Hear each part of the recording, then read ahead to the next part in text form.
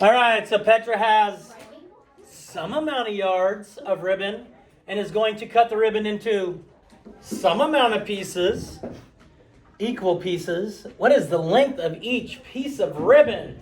Courtney, if you were to describe to me how to solve this without using numbers, what would you say? Well, you have to find out how many yards you have. Well, yeah, but we don't care about that. Do what? Oh, what are you dividing? The yards and the equal pieces. Oh, good divide. Number of yards by equal pieces. Good. By the number of equal pieces. All right, anybody want to elaborate on this? Yes. Wasn't this like on the decimal test? I don't know. I'm pretty sure. Maybe. Yes, Felix? You get the number of yards, and then after that, you're going to cut the ribbon into the number of yards that he wants to cut it, and then after that, you'll get your answer. Okay. Make sure you check. You have to check by multiplying your answer by the number of pieces. Good. We check by multiplying.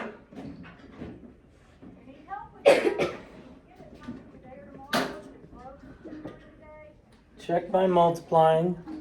All right, we're gonna put some numbers in here.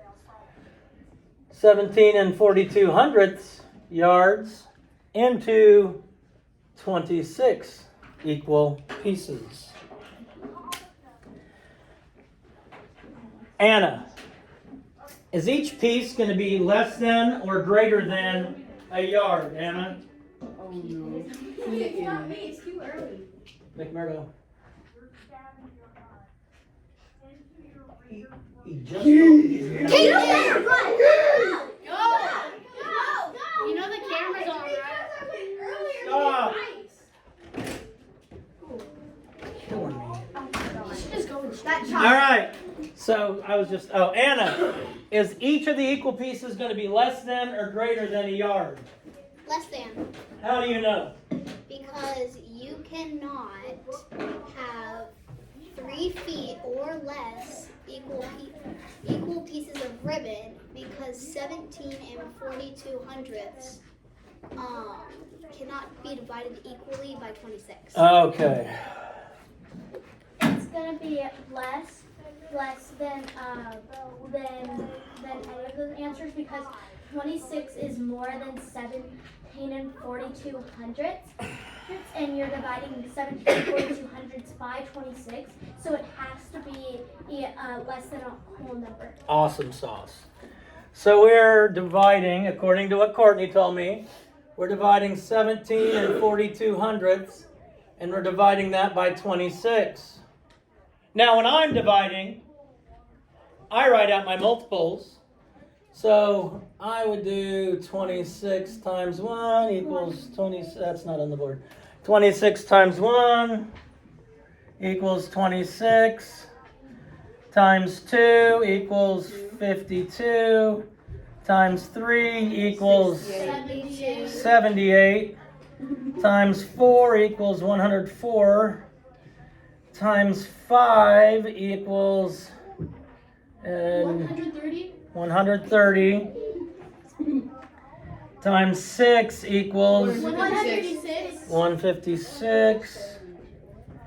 Times 7 equals, 182? are we good with that? 182? Yes. Times 8 equals 208. 208. I don't know. Times 9 equals 234? 30. 234? Yes. All right. So now we've got our multiples of our divisor. When we divide with decimals, my decimal point comes straight up.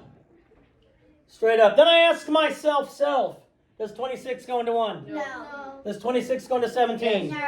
So I'm going to have 0 as a whole number. So we were right, and it's going to be less than 1 yard.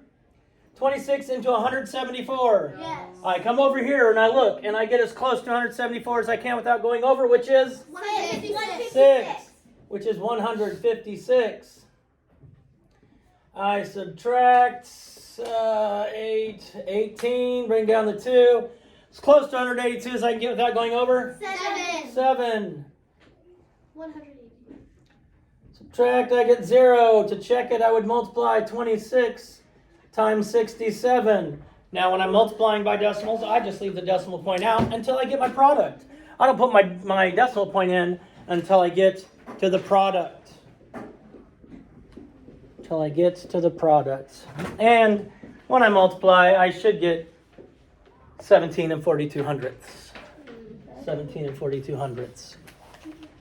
Now, I will say that people were asking me today about some of the problems in the warm-up packet, and I just said, read it without the numbers in there. And as soon as they read it without the numbers, they were like, okay, now I know. So that is a helpful strategy to use. Strategy. I know, right?